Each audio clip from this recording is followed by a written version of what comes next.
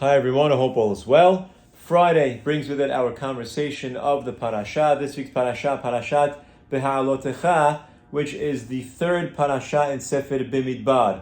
This month's class is sponsored by Alan and Helene Shama in honor of the rabbis of Bet Torah. Thank you and Tisku L'mitzvot. Perashat Beha'alotekha brings with it many topics and stories. One of them being the complaint of the Jewish people that they wanted meat.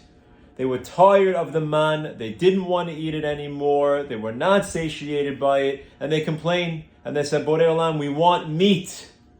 And so Borei Olam, although angry, brings them the slav, brings them this bird, quail, whatever you want to define it as, brings them the slav, and they eat the meat.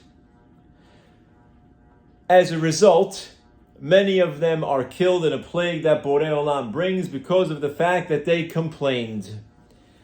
And in response to that, Moshe Rabbeinu gives a name to the place where this story happened. As it says in the Pasuk, Vayikra et Shem hamakom hahu kivrot hata'ava, ki sham kavru et ha'am hamit'avim.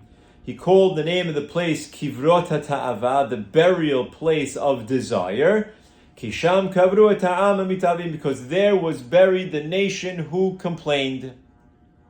Mikivrot hata'ava nas'u ha'am chaserot, and from the place of Kivrot hata'ava they left to go to a place called Chaserot, vayihiyu b'chaserot, and they camped in Chaserot. And seems very pshat, very simple. The name of the place is called Kivrot hata'ava, the burial place of their desire, because there the Jewish people, or many of the Jewish people, were killed as a result of their complaining because of their desire. And so it's apropos to call the place Kivrot hata'ava, the burial place of desire. There is an interesting thought that is brought down that looks at it a little bit differently, which gives us an interesting message. And that is, perhaps what the name of the place means to say is, that was the place where they buried their desires. And in that, perhaps it is saying as follows. Very often in life, we have this burning desire for something. We have to have it, and it becomes an obsession, and all we think about, and we must have this thing. And then we get it, and it's not so enjoyable. It's not as good, it's not as tasty, it's not as desirable as we thought it would be, and we move on.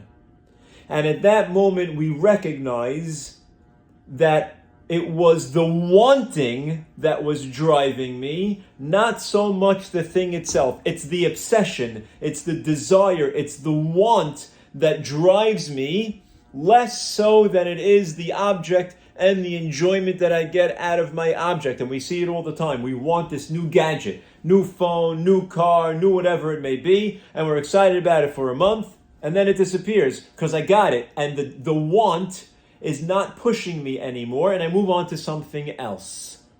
Perhaps that was a realization that the Jewish people came to at this point in time. They wanted, they complained, they couldn't move on, they couldn't think about anything else until they got it, and they got it. And then they realized it's not as good as I thought it would be.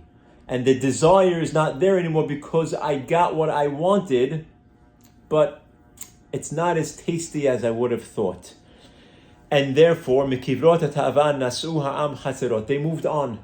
They moved on, and they recognized that sometimes in life, it's the desire that is pushing me more so than actually the item itself that I think I need. And it's a very powerful lesson. Sometimes we have to take a step back and ask myself, why do I want this so much? Is it something that I really need? Is it something that I'm really going to get enjoyment out of? Or is it just the wanting of it that is driving me? And when I get it, I'm not going to care anymore, in which case, perhaps I shouldn't want it in the first place.